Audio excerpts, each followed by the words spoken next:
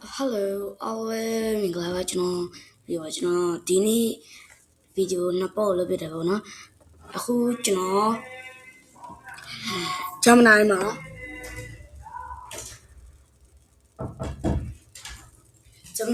ဘယ်လိုပုံထုတ်ရလဲဆိုတော့ကျွန်တော်ပြရပါတယ်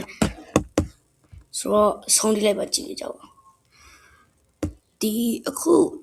ကျွန်တော်ရဲ့ email နဲ့ဝင်လာတာပေါ့နော် free ဆိုလေသုံးလို့ရပါတယ်အခုဟာဒါ email ဝင်လာတယ်ပေါ့နော် email ဝင်မယ်နဲ့ကျွန်တော် Google မှာလည်းသုံးရပထမဆုံးပုံထုတ်မယ်ဆိုရင်ဖုန်းတွေလည်းဒီတိုင်းပဲပေါ့နော်ဖုန်းတွေကရွေးရတာတစ်မျိုးလေးပဲဒီမှာကျတော့ဒီအခုမှ upload image ဆိုရင်ကိုဒီမှာဒါကျွန်တော်အပုံတစ်ပုံစမ်းထုတ်ပြမယ်ဒီမှာ voice နဲ့လည်းကိုကြိုက်တဲ့ပုံကိုပါဇက်ကပြောပြထုတ်လို့ရတယ်ဒီ pro နေရေးရင်လည်းဒီရေးပြီးတော့အဲ့လိုမျိုးဘလာဆိုပြီးရေးပြီးတော့တို့ပို့ပေးလို့ရတယ်ဒီအခုဆိုရင်ကျွန်တော်တပုံထုတ်ပြမယ်နော်သူကတိတ်တော့မကြောက်ဘူးဒီ5စက္ကန့်10မိနစ်လောက်ဆိုရင်ရတယ်ဆိုတော့ကျွန်တော်လုပ်ကြည့်အောင်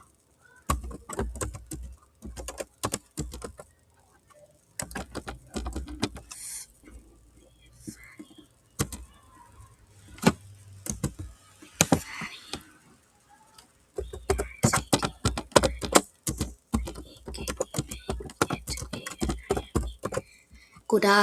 ကျွန်တော်Isabel တပုံထုတ်ပြပါဘောနော်ကိုကြိုက်တဲ့ပုံကိုစိတ်ကြိုက်ထုတ်လို့ရတယ်ဒီဒါမဲ့ကိုလိုချင်တလောက်ကိုထုတ်လို့ရတယ်လို့ပြောတာပါနော်ဒီကိုထုတ်ချင်လောက်ပုံထုတ်ရတယ်ဘာမှမပြော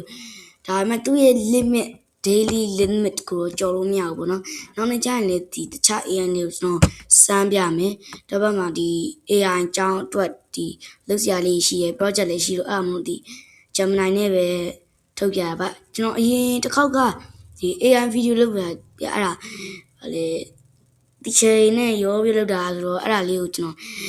တင်လိုက်တာပါဒါအဲ့ဒါလည်း Gemini နဲ့ထုတ်တာပါအဲ့ဒါကျတော့ဒီနည်းနည်းလေးမပြီးပေါ့နော်နောက်ဒါအစပဲရှိသေးတာဆိုတော့နောက်ပိုင်းနေကြရင်တော့ edit ကောင်းနဲ့ဒီမများဆဒီအခြား gaming ကလေးအတွက်တို့ဒီ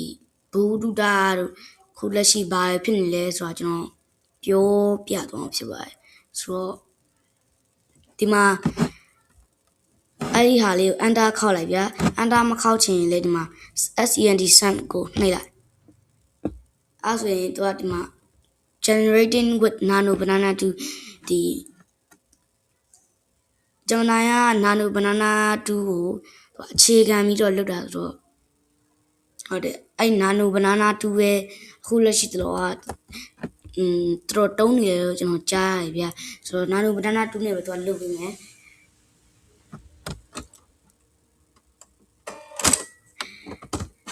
ကျွန်တော်ဗီဒီယိုလေးတွေကိုကြာရင်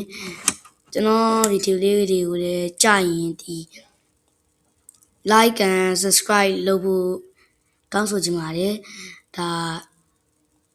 နောက်ပိုင်းရလဲကျွန်တော်ပြောရလို့ပဲကောင်းကောင်းလေးထပ်လုပ်ပေးမယ်ဒါအခုဆိုရင်တော့ရသွားပြီပေါ့နော်ဒါကျွန်တော်တို့ရဲ့